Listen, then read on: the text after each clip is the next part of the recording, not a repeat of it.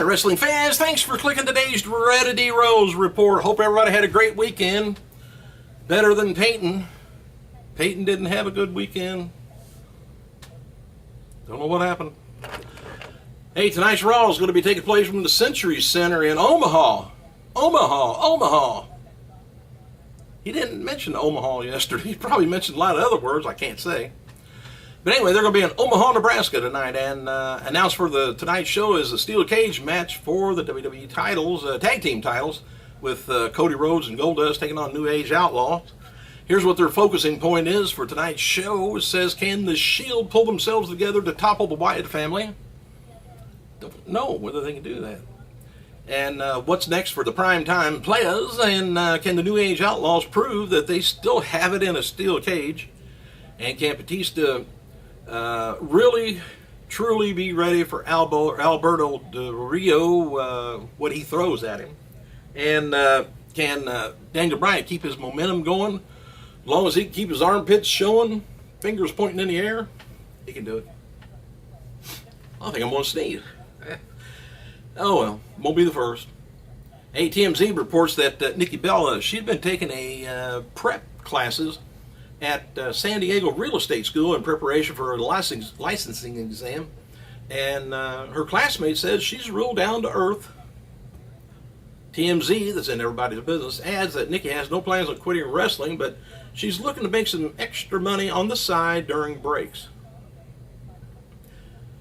WWE Hall of Famer Edge did an interview with George Strophanopoulos tonight, airs on looks like Wednesday night in Canada. Previews for the episode looks like this. Says, going by the name of Edge, Adam Copeland used to be boss in professional wrestling, winning 31 titles in all and in WWE, and both those titles added up. So did the injuries: torn lead ligaments, broken jaw, and a broken neck. Adam was forced to retire into a new career called acting. And it says you can see him on the Haven series, based loosely on a novel by Stephen King, and Montreal Canadiens also make an appearance on that episode too. Not sure when it's on here. That just said that Wednesday in Canada. Cody Rhodes' wife, Brandy Rhodes, now uses the name of Eden in WWE, where she's been doing ring announcing. And when she had signed with WWE a few years ago, she was using the name then of Eden Styles. So I don't know whether she's still using Styles or not, but she went back. F4W Online confirms previous reports that Paul Bearer considered to be a lock for the WWE Hall of Fame this year. Don't know whether for sure it's going to be announced tonight. Be a good deal. PWI Insider reports that Scott Hall and Cyndi Lauper, their name has been discussed in recent weeks. Also word that Stephanie McMahon is trying to lock in a big name for this year's ceremony, which I would think would most likely be Hogan. Now maybe he would do the inducting on. Of course, you couldn't have nobody induct,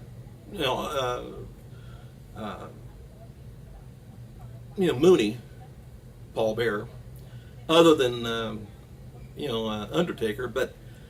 The other big name, if they brought in Cyndi Lauper or Scott Hall, either one, I would think Hogan would be the inductee, or the inductor, whatever you want to call him, conductor.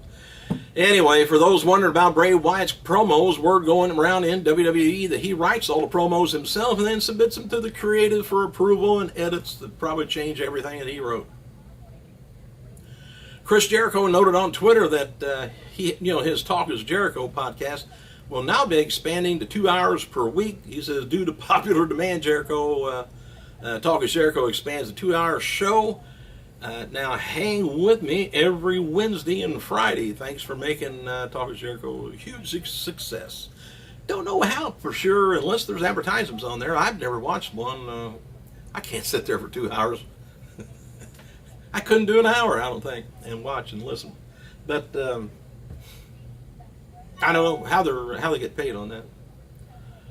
All right, regarding John Cena's eye injury, yep, he got an eye injury, and he was pulled from shows the other night. And we do know that it was accidentally poked in the eye in a match with Randy Orton on Saturday night. The match was briefly stopped when WWE trainers checked on Cena, and I believe it swelled like up and maybe it was partway closed, and they wouldn't let him wrestle Sunday.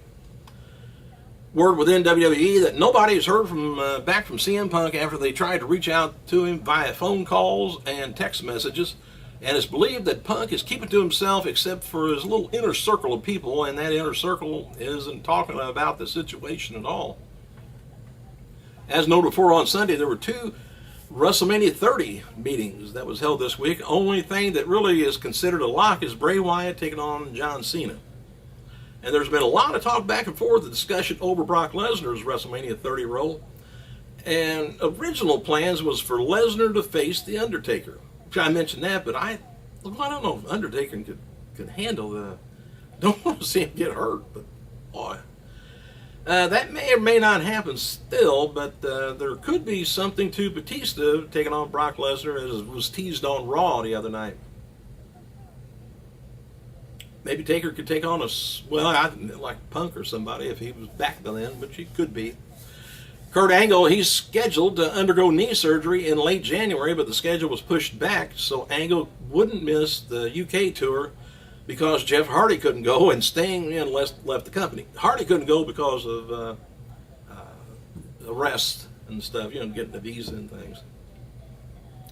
Catch this, though. During a taping in Glasgow, Scotland, this past week, an angle was shot where Angle was beat down with steel chairs. Well, anyway, which appeared to be that's where he was going to be written out of storylines. Well, anyway, the next day in Manchester, Angle was told by TNA creative writers that he was scheduled to do an in-ring segment. Well, Angle flipped out because he had already been written out of the storyline, and because he was working despite doctor's orders not to.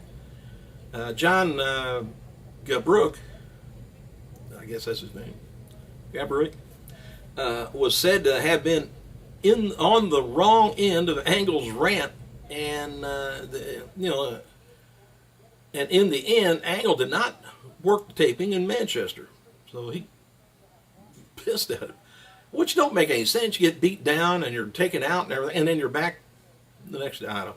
Anyway, Angle did his Hall of Fame induction the next day in London and got into it with Ethan Carter III, leading to a lockdown match between the two. And as we've noticed so far, it appears that TNA has expected Angle to get through the lockdown pay-per-view without having surgery.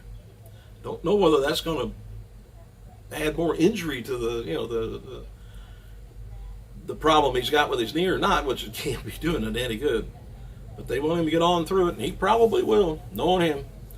All right. Hey, if anything odd, did you see the Radio Shack commercial? I think it was funny. The 80s is called it.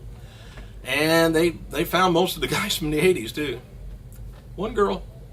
Thanks for clicking, you guys. I gotta go.